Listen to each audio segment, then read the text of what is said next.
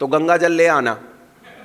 हाँ, वो कहते हैं ना जब आदमी का समय पूरा हो जाए तो मुंह में गंगा जल डालते हैं, तो ले आना ताकि मैं समाप्त कर सकूं। पर ये आखिरी बात मैं बता रहा हूं, ये इसे थोड़ा सा और समझ लेंगे तो अच्छा रहेगा, कैसे सिद्धांत मटिया मेट किए गए। एक बाबा है हरियाणा में, आपने नाम सुना हो तो रामपाल दास, सुना है क्या? है एक नंबर का लंपट। इसने अपने आश्रम में महिलाओं के बाथरूम में सीसीटीवी कैमरा लगा रखे थे। इसके आश्रम में से कई हजार सीडी बरामद हुई जिनमें स्त्रियों के अश्लील वीडियोज थे। इसके आश्रम पर जब नोटिस पर नोटिस आए कि तुम्हें कोर्ट में पेशी देनी है, तो ये कोर्ट में पेशी देने नहीं गया, बल्कि इसने सरकार के विरुद्ध जंग छेड़ दी। जब सरकार ने देखा कि ये नहीं आ रहा तो पुलिस भेजी, लेकिन इसने अपने सब चेला चेली बुला लिए और बाबाओं के जाल में फंसा होता है ना जो, उसकी आंख पर बंधी होती है पट्टी।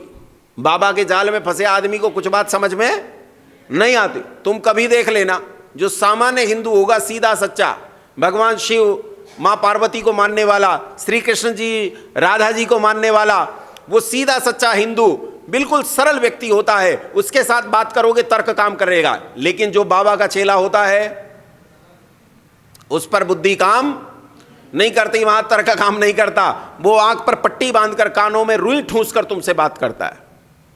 वो सारे बाबा के चेले आश्रम में पहुंच गए और जब वहां सीआरपीएफ को बुलाया गया तो इन्होंने सीआरपीएफ पर हमला कर दिया। आप आश्चर्य करोगे, बाबा को गिरफ्तार करने में 56 करोड़ रुपए खर्च हो गए। कितने? बाबा को गिरफ्तार करने में। और बाबा हमें क्या कहता है? साईं इतना दीजिए, जामे कुटुंब समाए। गिरफ्तारी में 56 करोड़ रुपए खर्च हो गए बाबा को। एक दूसरा बाबा है, मैं नाम नहीं लूंगा, है ना, अरे उससे भी बड़ा, जब पंचकुला जेल में गिरफ्तारी देने आया तो 800 गाड़ियों का काफिला था। नाम नहीं लूंगा, तुम समझ जाना कि राम रहीम की बात चल रही है। 800 गाड़ियों का काफिला था, 800 गाड़ियों का, और इनमें से किस गाड़ी में बाबा है पता नहीं था। ये बाबा हमें शिक्षा देते हैं, बोले जब आवई संतोष धन सब धन धूलि समान। ये हमें शिक्षा देते हैं कि अजगर करे न चाखरी, पंछी करे न काज, दास मलुका कह गए सबके दाता राम। जो रेड कारपेट पे चलते हैं, फूलों से नीचे पांव नहीं रखते, जो बाबा करोड़ों रुपए का वेश पहनते हैं, करोड़ों रुपए की गाड़ियों में घूमते हैं, ये हमें निकम्मेपन की शिक्षा देते हैं। और सिद्धांत कैसे बदल के रखे हैं तुम्हें बताऊं कि पूरे सिद्धांतों को मटिया मेट किया। हमारे घरों में और दुकानों में कैलेंडर टंगा होता है, तुमने देखा हो कभी तो, गीता सार देखा है? क्या लिखा होता है?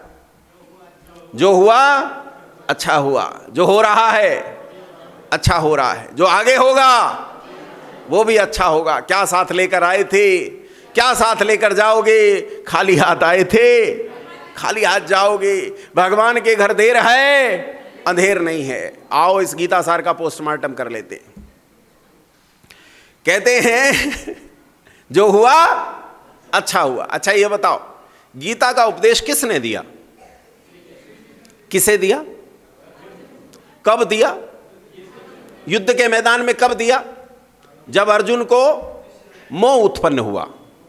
अर्जुन ने कहा भाई ये तो मेरे सब घर वाले हैं, चाचा ताऊ हैं, मेरे भाई भतीजे हैं, इन्हें मार कर स्वर्ग का राज्य मिले तो भी न लूं। यही हुआ ना। तब श्री कृष्ण ने उपदेश दिया है। और श्री कृष्ण ने क्या कहा? अर्जुन से कहा तू मुझे ज्ञान मत बांट, मुझे मत सिखा कि ज्ञान क्या है, मुझे मत बता कि सिद्धांत क्या है, तथ्य क्या है। तू क्षत्रिय है, तू ये बता क्षत्रिय का धर्म क्या है। जहां क्षत्रिय होता है वहां अधर्म नहीं होता। अधर्म क्षत्रिय के साथ रहे तो क्षत्रिय जीता ही मर जाता है।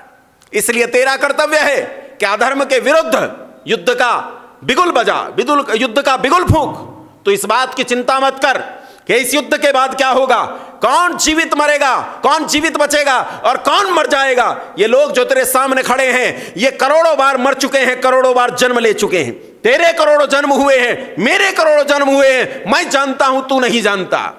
बंधु, ये जितने लोग खड़े हैं इनका जीना मरना कुछ नहीं, जो यहां मरता है वहां जन्म पाता है। जात से ही ध्रुवम मृत्यु ध्रुवम जन्म मृतस्य च, जो जन्मा है उसकी मृत्यु निश्चित है, और जिसकी मृत्यु हुई उसका जन्म हो चुका। कौन मरता है संसार में? संसार में आत्मा कभी नहीं मरता। नैनम छिंदन्ति शस्त्राणि नैनम दहति पावका न चैनम क्लेदयन्त्यापो न शोषयति मारुतः। शरीर जैसे वस्त्र बदलता है वैसे ही आत्मा शरीर को बदलता है। न कोई मरता है न कोई मारता है, और जो इन लोगों को मारा हुआ या मारे जाता हुआ महसूस करता है वो मूर्ख है, अविद्या में है, अंधकार में है। 18 अध्याय पढ़ाते पढ़ाते बीत गए, तब अर्जुन कहता है नष्टो मोह स्मृतिर्लब्धा करिष्ये तब वचनम केशवः। मेरा मोह नष्ट हो गया, अविद्या चली गई, अंधकार चला गया, मुझे अपने सिद्धांत स्मृत हो आए हैं केशव, मुझे बताओ मैं क्या करूं। और तब श्री कृष्ण ने कहा कि गांडीव उठा, और सामने खड़े लोगों में से एक भी जिंदा बचकर वापस नहीं जाना चाहिए। बोलो यही कहा था श्री कृष्ण के कुछ और कहा था? बोलो यही कहा था। अगर गीता सार कहा होता तो कृष्ण क्या कहते? अर्जुन जो हुआ अच्छा हुआ, तुम्हें 12 साल का वनवास हुआ अच्छा हुआ, तेरे भाई ने जुआ खेला अच्छा हुआ, तुम लोगों को जुए में हार कर गुलाम बना दिया अच्छा हुआ, अपनी ही पत्नी को युद्ध में हार गया वह भी अच्छा हुआ, तुम 1 साल तक अज्ञातवास में छिपते फिरे वह भी कैसा हुआ अच्छा, और तेरे जैसे महान धनुर्धर को 1 साल तक हिजड़ा बनकर रहना पड़ा, उसमें तो मुझे आनंद आ गया, अच्छा हुआ, जो हुआ अच्छा हुआ।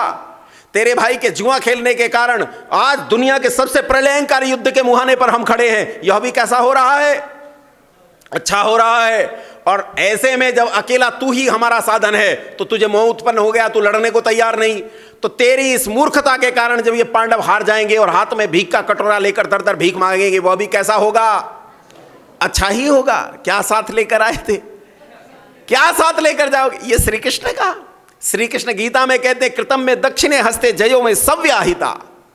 क्या कहते हैं? कर्म से परिणाम इतनी दूर है जितनी दूर दाएं हाथ से बायां हाथ। अगर तेरे दाएं हाथ में कर्म है तो परिणाम तेरे बाएं। कृतम में दक्षिणे हस्ते जयो में सव्याहिता। श्री कृष्ण नहीं कहते भगवान के घर देर है अंधेर नहीं है। श्री कृष्ण कहते हैं ना भगवान के घर देर है और ना भगवान के घर अंधेर है। श्री कृष्ण नहीं कहते कि जो हुआ अच्छा हुआ, जो हो रहा है अच्छा हो रहा है, जो आगे होगा वह भी अच्छा होगा। श्री कृष्ण तो उल्टा ही कहते हैं। जब युद्ध के मैदान में कर्ण का पहिया फंस गया और गांडीव रख दिया अर्जुन ने, तो श्री कृष्ण उसे कहते हैं कि गांडीव क्यों रख दिया भाई? का महाराज उसका पहिया फंस गया। बोले तो यही तो अवसर है, यही तो अवसर है, इसे मार डाल, नहीं तो ये तुझसे मरने वाला नहीं है, यही समय है, गांडीव उठा मार। तो कर्ण कहता है केशव रुको, धर्म समझो, युद्ध की नीति समझो, सत्य को जानो, युद्ध के नियमों को जानो, ऐसा क्यों करते हो अर्जुन? और तब श्री कृष्ण ने उसे कहा तू मुझे धर्म सिखाएगा? तू जिसने 7 योद्धाओं के साथ अकेले मिलकर अभिमन्यु की हत्या की, तू मुझे धर्म सिखाएगा? तेरी बगल में बैठा हुआ दुर्योधन द्रौपदी को देखकर जंगा पीट रहा था, मेरी बहन को देखकर जंगा पीट रहा था, तू मुझे बताएगा धर्म किसे कहते हैं? श्री कृष्ण ने बिल्कुल नहीं कहा कि जो हुआ अच्छा हुआ। श्री कृष्ण ने क्या कहा? जो अच्छा हुआ सो अच्छा हुआ, लेकिन जो बुरा हुआ सो बुरा हुआ, उसे भुगतना पड़ेगा। जो अच्छा हो रहा है सो अच्छा हो रहा है, और जो बुरा हो रहा है सो बुरा हो रहा है। जो अच्छा होगा सो अच्छा होगा, और जो बुरा होगा सो बुरा होगा। हैं? क्या कहते हैं? क्या साथ लेकर आए थे, क्या साथ लेकर जाओगे? खाली हाथ आए थे, ना खाली हाथ आए ना खाली हाथ जाएंगे। अपना प्रारब्ध साथ लेकर आए थे और अपने कर्म साथ लेकर जाएंगे। न खाली हाथ आए न खाली हाथ जाएंगे। ऐसे हमारे सिद्धांतों को बिगाड़ दिया गया, सब नष्ट कर दिया गया, मटिया मेट कर दिया गया, और पूरा समाज बाबामय हो गया। मित्रों, बंधुओं, माताओं, अगर जीवन बचाना चाहते हो, समाज बचाना चाहते हो, राष्ट्र बचाना चाहते हो, तो एक उपाय है। क्या उपाय है? बाबाओं से बचो। यही एक उपाय है। ये बाबा परजीवी हैं। परजीवी समझते हो? पैरासाइट, जो जिस शरीर पर रहता है उसी का खून चूसता है और तब जिंदा रहता है। ये इस राष्ट्र के शरीर पर परजीवी हैं। अब ये इन्होंने वीडियो बना लिया, ये वीडियो जाएगा तो न जाने बाबा मुझे जिंदा छोड़ेंगे भी कि नहीं, लेकिन ये पक्का है कि मैंने जो कहा है इसमें कतई सच्चाई है, रत्ती भर इसमें झूठ नहीं है। घर बैठकर अच्छे से आकलन करना और चीज़ों को समझने का यत्न करना। इसलिए बंधुओं, तुमसे एक निवेदन करता हूं कि अपने जीवन में स्वाध्याय को स्थान दो, प्रतिदिन पढ़ना शुरू करो, ऋषियों के ग्रंथों को पढ़ो, दर्शन पढ़ो, उपनिषद पढ़ो, आरण्यक पढ़ो, ब्राह्मण पढ़ो, मैं तो कहता हूं पुराण भी पढ़ो, सत्यार्थ प्रकाश पढ़ो, ऋग्वेद आदि भाष्य भूमिका पढ़ो, आर्योद्देश्य रत्नमाला पढ़ो। जिनके जीवन में स्वाध्याय नहीं है वो कभी भी सत्य सत्य अर्थ को ठीक से जान नहीं पाएंगे। जरूरी है कि तुम सत्य अर्थ को ठीक से जानो और जानो कि हमारे साथ क्या मिलावट की गई है, क्या बिगाड़ किए गए। उपनिषद गूढ़ ज्ञान का समुद्र है, लेकिन उपनिषदों में भी मिलावट की गई है। आप आश्चर्य करोगे, एक उपनिषद का नाम है अल्लोपनिषद, अल्लाह का उपनिषद लिख दिया गया, अल्लाह पर ही उपनिषद लिख दिया गया। अब बताओ मिलावट हुई कि नहीं हुई? जब मुसलमानों का शासन आया तो मुसलमानों ने हमारे धर्म ग्रंथों को बिगाड़ने के लिए उसमें मिलावट की और करवाई। लालची विद्वानों ने पैसा लेकर, संस्कृत जानने वाले लोगों ने पैसा लेकर मिलावट की और अल्लोपनिषद जैसे मूर्खतापूर्ण ग्रंथ लिख मारे। और ऐसे एक नहीं अनेक हैं। हमारे ग्रंथों में भी सामान्य तौर पर मिलावट की गई। महाभारत, जिस ग्रंथ को तुम महाभारत कहते हो, ये किसने लिखा? बोलो। भगवान व्यास ने लिखा। और ऋषि व्यास ने जब इस ग्रंथ को लिखा तो 4600 श्लोकों से लिखा। कितने श्लोक? 4600 श्लोकों से लिखा। 4600 श्लोक ऋषि व्यास के लिखे थे और तब उन्होंने इस ग्रंथ का नाम रखा जय। ग्रंथ का नाम क्या था? लोग जय संहिता कहते हैं लोक में इसे। उनके शिष्यों ने, वैशंपायन आदि ने इसमें 5400 श्लोक उनके जीते जी मिला दिए, जीते जी। तो ये मान लेते हैं कि ऋषि व्यास ने उन श्लोकों को मान्यता दे दी होगी और वो वेद के अनुकूल ही रहे होंगे। तो 4600 श्लोक तो जय संहिता के और 5400 श्लोक जो छात्रों ने बनाए नए, तो टोटल कितने हो गए? जब 10,000 श्लोक इसमें हो गए, दिनेश जी आ गए क्या? सूचना दे दो उन्हें। जब टोटल मिलाकर 10,000 श्लोक हो गए तो 10,000 श्लोकों के इस ग्रंथ का नाम जय नहीं रहा, फिर इसका नाम हो गया भारत। क्या बना इस ग्रंथ का नाम? भारत। और आज इस ग्रंथ में 1 लाख से ज्यादा श्लोक पाए जाते हैं, तब इस ग्रंथ का नाम है महाभारत। अब सोचो कितनी मिलावट है। टोटल मूल श्लोक कितने हैं?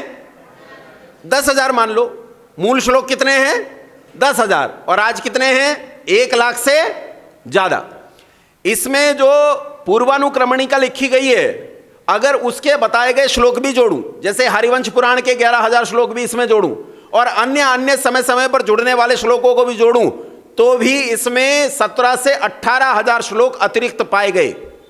और ये श्लोक साफ साफ पकड़े जाते हैं कि नकली हैं और बाहर से मिलाए गए हैं। इनकी भाषा मूल ग्रंथकार की भाषा से बिल्कुल ही अलग है, बिल्कुल ही अलग है, कोई लेना देना नहीं। अगर महाभारत जैसे ग्रंथ में मिलावट हो सकती है तो सोचो हमारे ग्रंथों में कितनी मिलावट हुई होगी, कितना प्रक्षेप हुआ होगा। इसलिए बंधुओं, मित्रों, स्वयं अपने स्वाध्याय पर पुरुषार्थ करो, अपने कर्म पर पुरुषार्थ करो और अपने पुरुषार्थ को अच्छे से जानकर उस पर बढ़ने का प्रयास करो, उसे आगे बढ़ाने की कोशिश करो। नहीं की तो बड़ी हानि हो जाएगी, बहुत हानि हो जाएगी। हमारे हिंदुओं के कितने देवता हैं? देवी देवता 33 करोड़। कितने हैं? 33 करोड़। और 33 करोड़ से भी हमारा पेट नहीं भरता। 33 करोड़ के बाद हम पूजने चले जाते हैं पीरों को, मजारों को।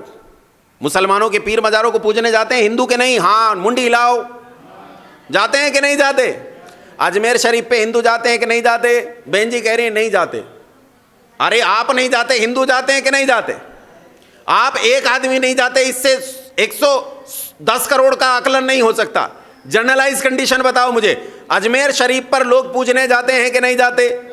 हिंदू लोग जाते हैं। कलिया शरीफ मोइनुद्दीन चिश्ती, अरे छोड़ो, प्रधानमंत्री और मुख्यमंत्री को भी चादर चढ़ाकर आनी पड़ती है, प्रोटोकॉल है, प्रोटोकॉल है कि चादर चढ़ाकर आनी पड़ती है। एक ही प्रधानमंत्री ऐसा हुआ जिसने अजमेर शरीफ की मजार पर चादर चढ़ाने से मना कर दी थी। किसने? वो आर्य समाजी था। किसने? अरे रहने दो, ये तो मोइनुद्दीन चिश्ती पर भी चढ़ाकर आए। मोइनुद्दीन चिश्ती को जानते हो कौन था? कौन था? अभी अभी एक केस हुआ है मुझ पे गुजरात से, किसी ने केस किया है मोइनुद्दीन चिश्ती के ऊपर, और वो पुलिस से फोन आया, उन्होंने कहा जी आप एक छोटा सा माफी पत्र लिख दो कि जो मैंने कहा वो गलती से कह दिया, आगे से ऐसा नहीं कहूंगा। मैंने कहा तू रिकॉर्ड कर, मैं कह रहा हूं जो मैंने पहले कहा उसे और बढ़ा के कहूंगा। अरे नीच था वो। कौन था मोइनुद्दीन चिश्ती? मोहम्मद गोरी के साथ आया मोइनुद्दीन चिश्ती, लाखों हिंदुओं को मुसलमान बनाने में सहायता की, लाखों हिंदुओं को।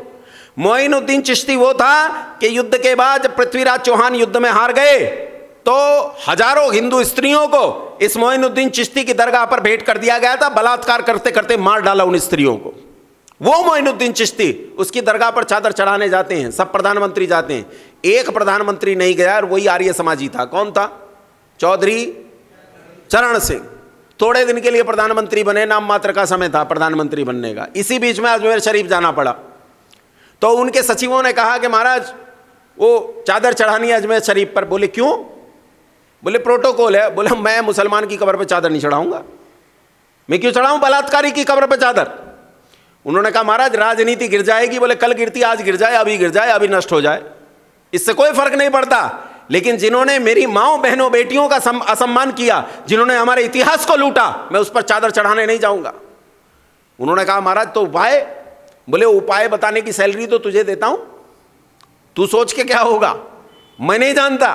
फिर उन्होंने कोई बहाना बना के चादर अपनी तरफ से चढ़ा दी, डेलीगेशन भेज के, लेकिन चादर चढ़ाने नहीं गए। हम 33 करोड़ देवी देवता रखने वाले हिंदू, हमें 33 करोड़ देवी देवता होने के बाद भी इनकी जरूरत पड़ जाती है पीरों की, मजारों की, भूमिया की और साईं की। साईं जैसा नीच मुसलमान। साईं महाराष्ट्र में जहां कृष्ण मंदिर है, कृष्ण मंदिर के सामने एक मस्जिद थी, उस मस्जिद में रहता था, गोमांस खाता था, चांद मियां नाम था इसका। और ये मैं नहीं कह रहा हूं, साईं ट्रस्ट से जो किताब छपती है उसके जीवन चरित्र की, उसमें लिखा है, उसमें लिखा है। और इसने मरते हुए अपने चेलों से कहा, मुसलमानों से कहा कि यदि सच्चे मुसलमान हो तो मेरी कब्र इस मस्जिद में नहीं, सामने वाले मंदिर में बननी चाहिए। वही हुआ। उन्होंने परिश्रम किया, पुरुषार्थ किया, कब्र वहां बन गई और आज वह हिंदुओं का देवता बन गया। लोग उस पर चादर चढ़ा रहे हैं। यह हमारी दशा हो गई, यह हमारी परिस्थिति हो गई। क्या हालत हमारी हो गई है सोचो। कितने देवी देवता है हमारे? बोलो 33 कोटि। और कोटि शब्द के दो अर्थ होते हैं, कोटि का अर्थ होता है करोड़ और कोटि का अर्थ होता है प्रकार, श्रेणी। जहां जो अर्थ लेना चाहिए वहां वही अर्थ लो, नहीं तो अर्थ का अनर्थ हो जाता है। एक स्थान पर एक कोई अंग्रेजी जानने वाले विद्वान थे, किसी के घर में चले गए, वहां एक छोटी बच्ची आई, उसने बहुत सेवा की। सेवा की तो वो प्रसन्न हो गए। बाहर आकर एक अंग्रेजी ना जानने वाले आदमी से उन्होंने बात करते हुए बताया कि I went to that home and there was a very sweet girl. मैं उस घर में गया और वहां एक बहुत, बोलो there was a very sweet girl, इसका क्या मतलब है? वहां एक बहुत प्यारी सी लड़की थी। कैसी लड़की थी? स्वीट का मतलब, लेकिन स्वीट का मतलब मीठा भी होता है। और जो अर्थ नहीं जानेगा तो वो क्या कहेगा? मान लीजिए मैं था तो वो क्या कहेगा? अरे आचार्य जी कह रहे थे कि वो उस घर में गए और वहां उन्हें एक बहुत मीठी लड़की मिली। अब इन्हें कैसे पता चला कि लड़की खट्टी थी कि मीठी? लड़की कसैली थी कि नमकीन, इन्हें कैसे पता चला? जरूर आचार्य जी ने लड़की खाकर देखी है। और तब वो देखता है इनका गोत्र क्या है, देखा इनका गोत्र तो भारद्वाज है, तब वो सिद्धांत लिख देता है अपनी किताब में, कहता है भारद्वाज गोत्र के ब्राह्मण 7 साल से छोटी बच्चियों को खा जाते हैं और टेस्ट बताते हैं लड़की खट्टी है या मीठी है। ऐसे अर्थ का अनर्थ होता है। कोटि का अर्थ करोड़ होता है, कोटि का अर्थ प्रकार होता है। देवता 33 कोटि, ये बात तो सही है, लेकिन करोड़ के प्रकार सुनो ध्यान से। देवता किसे कहते हैं? वो फिजिक्स वाले लोग पढ़ाते हैं ना, P = W/T, पढ़ाते हैं ना, बताते हैं सामर्थ्य बराबर कार्य भाग समय, ये सामर्थ्य की परिभाषा है। देवत्व भी सामर्थ्य है। देवत्व क्या है? बोलो सामर्थ्य है। सामर्थ्य का नाम ही देवत्व है। देव किसे कहते हैं? तो देव की परिभाषा देते हुए शास्त्र कहता है, बाबाओं की बात नहीं कर रहा हूं, शास्त्र की बात कर रहा हूं। शास्त्र कहता है, देव की परिभाषा देते हुए कहता है, देवो दानाद वा द्यौतनाद वा दीपनाद वा द्युस्थाने भवति इति वा देवा। देवो दानाद, जो कुछ देने वाला होता है उसे देवता कहते हैं। जिसमें देने का सामर्थ्य हो उसे क्या कहते हैं, बोलो? देवता। देखो, वृक्ष हमें क्या देता है? फल देता है, और काठ देता है, लकड़ी देता है, और छाल देता है, औषधि देता है, छाया देता है, वातावरण को सुगंधी देता है, वातावरण को वायु देता है, कितनी चीजें देता है। एक रिसर्च के हिसाब से एक छायादार वृक्ष अपने 10 साल के जीवन काल में 5 करोड़ रुपए की तो ऑक्सीजन देता है। 5 करोड़ रुपए के मूल्य की ऑक्सीजन देता है। देने वाला होने से उसे देवता कहते हैं। बोलो, वृक्ष क्या है हमारे लिए? देने वाला। मां कुछ देती है कि नहीं देती? सर्वस्व जीवन ही मां देती है। पिता कुछ देता है कि नहीं देता? इस जीवन को स्थैर्य पिता देता है। देने वाला देवता, जिसमें देने का गुण होता है वो देवता। कहते हैं दीपनाद, प्रकाशित करने वाला भी देवता। संसार को प्रकाशित कौन करता है, बोलो? सूर्य, चंद्रमा, नक्षत्र, और ये छोटे छोटे देवता ये भी हैं। ये भी तो प्रकाशित कर रहे हैं, ये भी तो प्रकाश दे रहे हैं, तो प्रकाशमान है। इसीलिए प्रकाशित करने वाला भी देवता। और कहा द्यौतनाद, जो प्रेरित करने वाला हो वो भी देवता। प्रेरित कौन करता है? माता पिता करते हैं, दादा दादी करते हैं, बंधु करते हैं, मित्र करते हैं, ये सब हमें प्रेरित करते हैं। प्रेरित करने वाले को देवता कहते हैं। एक कहानी सुनो, प्रेरित करने वाला देवता कैसे। छत्रपति शिवाजी महाराज अपने प्रारंभिक दिनों में युद्ध हार रहे थे। युद्ध पर युद्ध हारे जा रहे थे। एक दिन एक पहाड़ी युद्ध में वो हार गए, और हार कर अपना रास्ता भटक गए।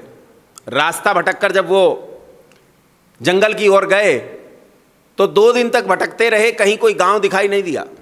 2 दिन से भूखे शिवाजी इधर से उधर भटक रहे थे। तभी एक गांव दिखाई दिया, उसके बाहर एक कुटिया जिसमें अकेली एक बुढ़िया रहती थी। छत्रपति शिवाजी महाराज इस कुटिया पर गए, द्वार खटखटाया। अकेली बूढ़ी अम्मा उसमें जो रहती थी उसने द्वार खोला। द्वार खोलते ही सामने देखा एक बलिष्ठ युवक सामने खड़ा है। शरीर पर सिपाही का वेश है, उसके हाथ में नंगी तलवार है जिस पर लगा रक्त सूख गया है। बूढ़ी अम्मा ने पूछा, तू कौन है, किस लिए आया है?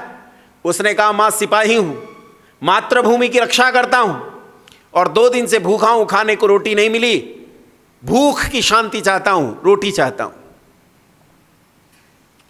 बूढ़ी अम्मा ने कहा, आजा बेटा, मातृभूमि की रक्षा करता है, तुझे भोजन नहीं दूंगी तो किसे दूंगी। छत्रपति शिवाजी महाराज भीतर चले गए। भीतर जाकर स्नान ध्यान कर लिया, बैठ गए। मां ने बढ़िया खीर बनाई और थाली में भरकर दी। पहले थाली जो होती थी उनके किनारे थोड़े ऊंचे होते थे, आजकल तो छोटे किनारों की होती हैं, पहले ऊंचे ऊंचे किनारे की थाली होती थी। और उस थाली में अच्छे से भरकर खीर